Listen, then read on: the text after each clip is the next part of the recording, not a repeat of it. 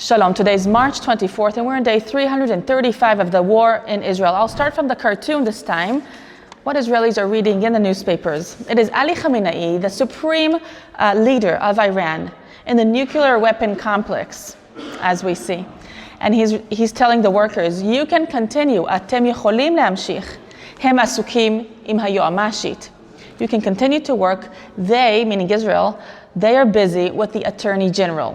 And sure enough, the main headline here is about the Attorney General who's being fired. Emun, distrust between Prime Minister Netanyahu and the Attorney General Gali Baharav-Miara. So this is still big news in Israel. Continuing the news about Ronen Bar, the head of the Shabak, the Shin Bet, who's also being fired. People saying this is not democratic, this is, all over. We need to flip quite a few pages to reach the news that we more care about in our context, which is Israel b'milchama, Israel is at war. Bechazara laretzu'ah. Back to the strip.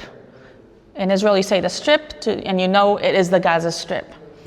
Oz v'cherev, kochot tzahal po'alim berachavei haretzu'ah. The IDF forces are working all around the Gaza Strip. They're back in, and the operation is called Oz v'cherev.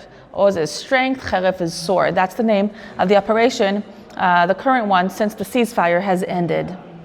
The sub-headline informs us that as part of the IDF's efforts to expand the fighting in Gaza in order to put pressure on Hamas to release the hostages, the IDF decides to move the division number 36 from the northern border to Gaza. And what does the pressure on Hamas look like? Well, the IDF is assassinating specific senior leaders of Hamas. There's been a brigade commander and a battalion commander in this terror organization that have been killed yesterday. Now, look, we're speaking about battalions and brigades and political offices there. It is not an organization. This is an army that we're fighting against. And with that, the IDF surrounded Shchunat Tel Sultan, the Tel Sultan neighborhood in Rafah, the large city Rafah. It is a center of terror there. So the IDF is really zoning in on that. And yesterday they completed surrounding it. Despite the effort that Israel is trying to do in putting pressure on Hamas, it's happening a little bit too slow. We don't see any crazy actions. We don't see any change in Hamas wanting to negotiate. The pressure is extremely gradual and very, subtle steps. And they're explaining here that they think that the pressure needs to be stronger in order to bring results. We want Hamas back on the negotiation table in order to bring back the hostages. The article is also explaining who are these brigade commanders and battalion commanders who were killed yesterday. These are specific commanders that were involved in the October 7th. They have a lot of power over a lot of decisions. They're part of the planning of the massacre on that day, and they're continuing to be very, very active, so they're now killed. And in the image, you can see Division 36 entering Gaza, and here are tanks that are near Rafah. The next article is about Nir Oz, and it reads that all of the Gaza envelope villages on the Israeli side came to an agreement for a rehabilitation plan with the government. It's actually a certain department that's taking care of this, except for Nir Oz. Nir Oz was the most hit. It says it was hit in the hardest way on October 7th out of all of these little villages. In the kibbutz, they're trying to maneuver between battles over the rehabilitation budget and also between the deep worry and concern for their hostages that are still there, for the mental rehabilitation that so many people in Nir Oz need to go through, and the dilemma how to remember and to commemorate the disaster of October 7th, and also the willingness and the need to build together a better and safer place than the old one that was ruined. The one in charge of the rehabilitation within Nir Oz, he says, they speak to us about shikum. Shikum is rehabilitation. אבל ניר עוז צריך להיבנות מחדש. But Nir Oz needs to be rebuilt, not just rehabilitated. Let's look at some numbers here of the dimensions of the disaster, as it says here yellow square, the dimensions of the disaster of Nir Oz.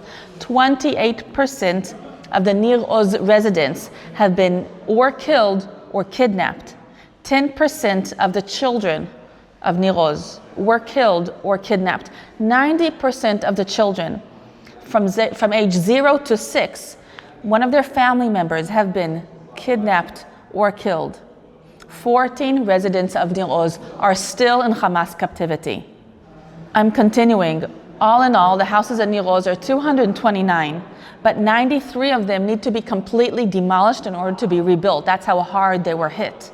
134 of them need deep renovations. The budget that's allocated for the rehabilitation of Nir Oz is 207 million shekels, but the kibbutz is demanding 420 million shekels for a better kibbutz, for a safer kibbutz, for larger homes that will increase the coming back of the residents to make it like in better conditions, just a better place.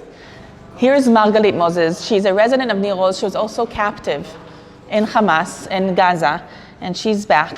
She's been back, and she says, I want to go back to my home.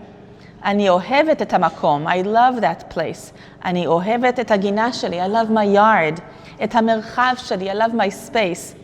We know that military bases will be added between us and the border, but that's not an issue for me. I want to go back to my home.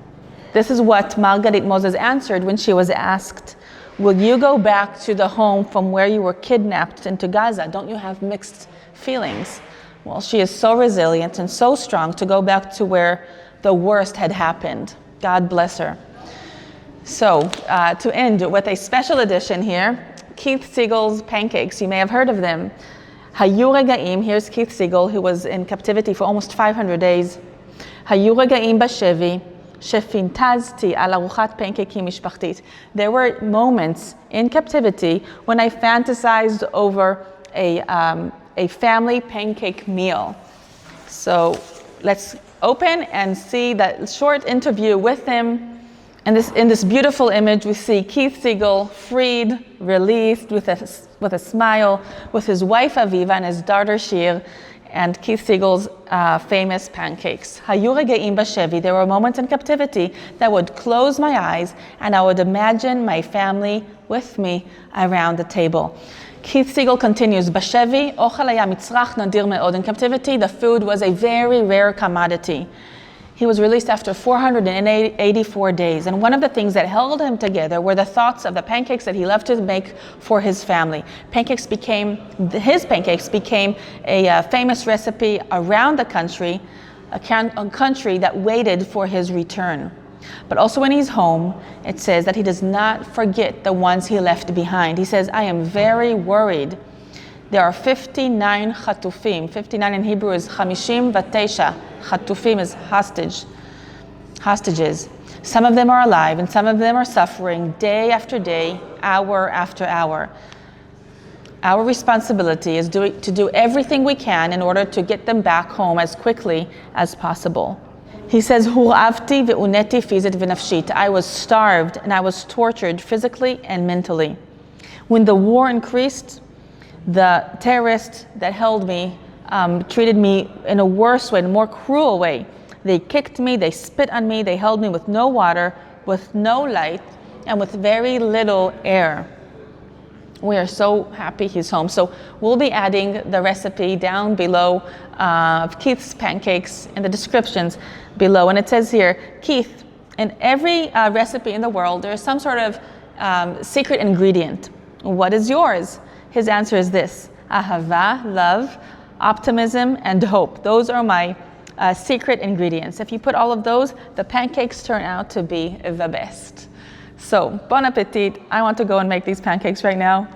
This is it for today. Thank you for watching us. And if you've enjoyed this newspaper report, please like it and share it with your friends.